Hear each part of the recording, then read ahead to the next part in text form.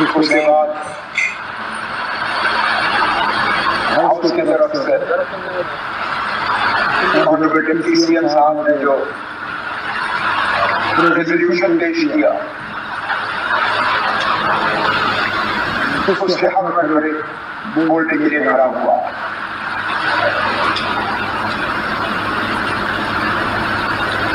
मुझे जब ये यकीन नहीं होता कि चंद ही दिन पहले हम इस हाउस में मौजूद थे, बजट में कई सारे और मुद्दों पे बहस चली। हाउस adjourn होते होते जब आप हमें चाय पिला रहे थे तो हम अपनी जगह ये उम्मीद कर रहे थे कि इसके बाद सेनेटर में दोबारा बैठेंगे। तो किसने सोचा था कि जम्मू कश्मीर में ऐसे हालात बनेंगे कि हमें दोबारा यहाँ इस माहौल में मिलना पड़ेगा। सबसे पहले तो मैं लेफ्टिनेंट गवर्नर साहब का शुक्रिया करूंगा कि काउंसिल ऑफ मिनिस्टर्स के मशवरे पे ये स्पेशल असेंबली सेशन बुलाया गया। हमने काउंसिल ऑफ मिनिस्टर्स में मीटिंग की। पहलगाम के हमले के बाद उसकी निंदा करने के लिए, उसकी मजम्मत करने के लिए और उन 26 लोगों के साथ हमदर्दी करने के लिए उस वक्त के तय हुआ कि हम ऑनरेबल लेफ्टिनेंट गवर्नर साहब से गुजारिश करेंगे कि वो एक दिन का सेशन बुलाएं। वो इसलिए कि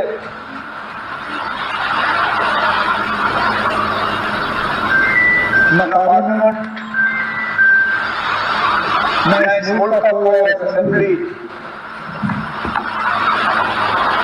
पहलगाम के 26 लोगों के दुख दर्द को इतना समझती है जिस जगह जम्मू कश्मीर का हमारा ये असेंबली। स्पीकर आप दाएं बाएं देखिए, आपके सामने वो लोग बैठे हैं जिन्होंने खुद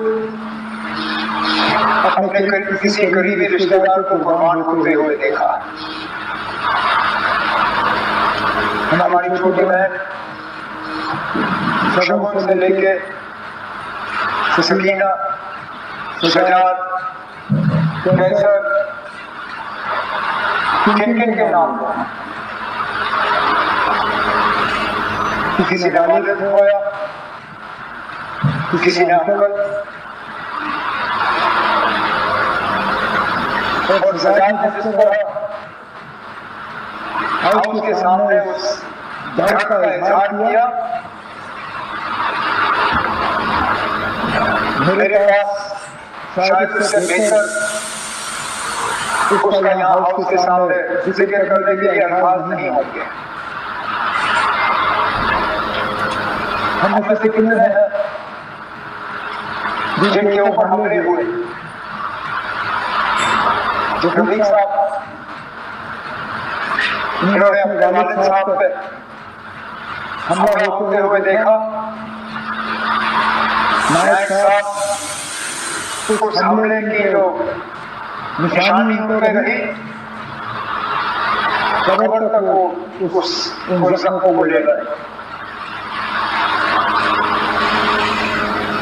इसी तरह कई सारे हमारे साथी जो अगर हम गिनना शुरू करें गिनते गिनते थक जाएंगे कितने हमले हुए। ये असेंबली डॉक्टर साहब उस असेंबली के मेंबर थे, सलाम साहब उस असेंबली के मेंबर थे, साकिब साहब, मुबारक गुल साहब, सैफुल अमीन साहब, कितने और हमारे साथी जब 15 अक्टूबर 2001 श्रीनगर के असेंबली कॉम्प्लेक्स पे हमले में 40 लोग अपनी कीमती जाने जब गवार है। इसलिए मैंने कहा उन लोगों के दुख दर्द को शायद इस असेंबली से ज्यादा कोई और असेंबली या पार्लियामेंट समझ नहीं पाएगी। इसलिए हमने चाहा कि यहाँ इस हाउस की तरफ से इस हमले की मजम्मत हो और उन 26 खानदानों के साथ हम अपनी जो है उनके साथ हमदर्दी करें।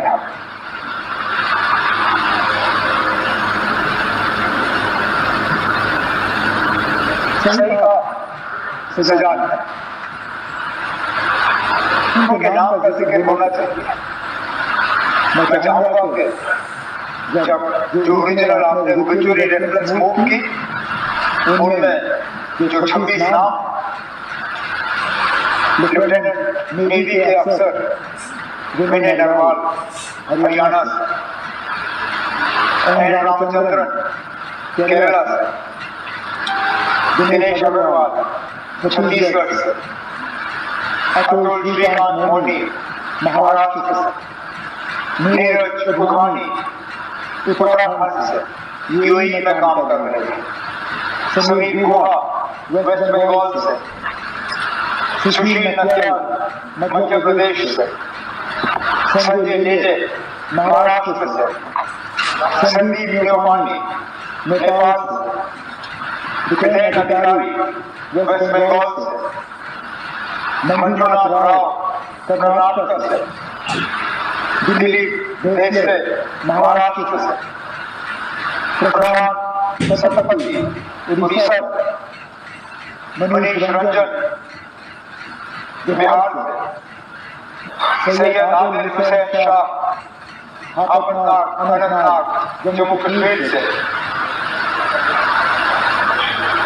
जे चंद्रमौली आंध्र प्रदेश से, मधुसूदन राव कर्नाटक से, संतोष जगदाई महाराष्ट्र से,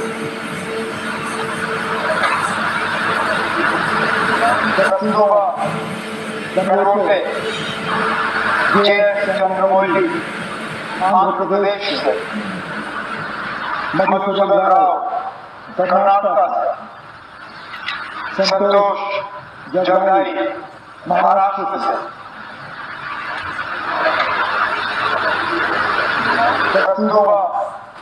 गंगोटे महाराष्ट्र से,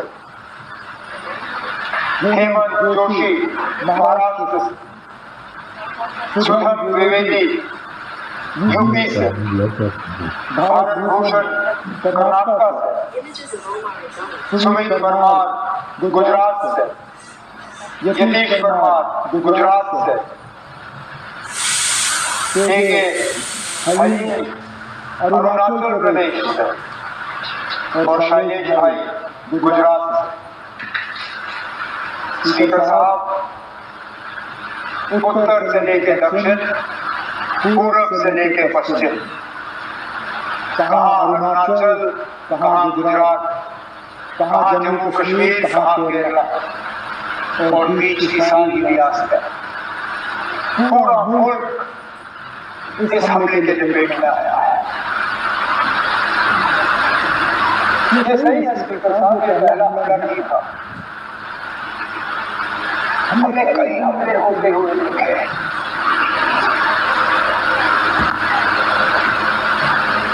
हमने अमरनाथ यात्रा के कैंप में हमले होते हुए देखे। हमने डोडा के मुख्य गांवों में हमले होते हुए देखे। हमने कश्मीरी पंडितों के बस्तियों पे हमले होते हुए देखे। हमने सरदारों के बस्तियों पे हमले होते हुए देखे। लेकिन एक बीच का ऐसा वक्त आया था, ये 22 का हमला 21 साल के बाद इतना बड़ा हमला हुआ है सिविलियन। हमें लग रहा था कि हमले जो है ये हमारे माजी का एक हिस्सा है, के पांडवान पास। ये हमारे आज की कहानी नहीं है, ये हमारा मुस्तकबिल नहीं है। लेकिन बदकिस्मती से भाई शरण ने दोबारा वो हालात यहाँ पैदा किए, जबकि हमें लगता है कि पता नहीं अगला हमला कहाँ पे होगा।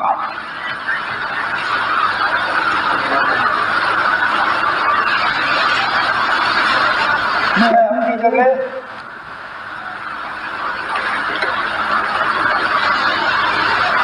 क्योंकि उस दिन लीडर ऑफ द ऑपोजिशन के साथ मैं भी पुलिस कंट्रोल रूम में मौजूद था जब हमने 26 लोगों को वहां पे श्रद्धांजलि पेश की।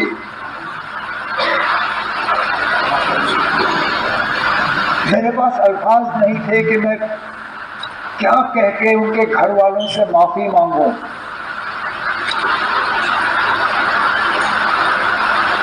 ये जानते हुए कि जम्मू कश्मीर की सिक्योरिटी, जम्मू कश्मीर की सुरक्षा, जम्मू कश्मीर के लोगों की चुनी हुई हुकूमत की जिम्मेदारी नहीं है, लेकिन तब भी यहाँ के वजीर आला की हैसियत से, यहाँ की टूरिज्म के मिनिस्टर की हैसियत से मैंने इन लोगों को दावत दी थी यहाँ आने की। मेजबान होते हुए मेरी जिम्मेदारी थी कि सही सलामत मैं इन्हें यहां से वापस भेजूं। नहीं भेज पाया।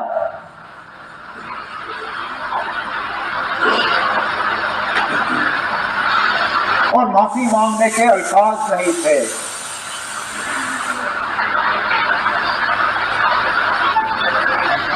क्या कहता हूं उनको,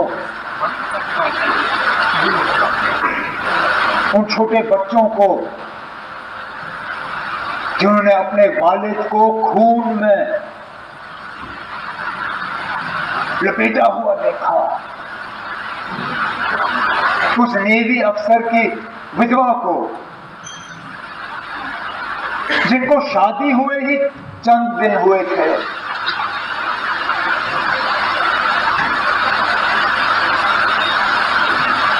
मुझे एक दो आए, मुझे कहा हमारा कसूर क्या था, हम पहली मर्तबा कश्मीर आए थे छुट्टी मनाने के लिए,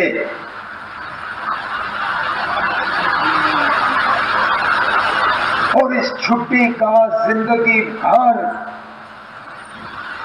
अब हमें खमियाजा भुगतना पड़ेगा।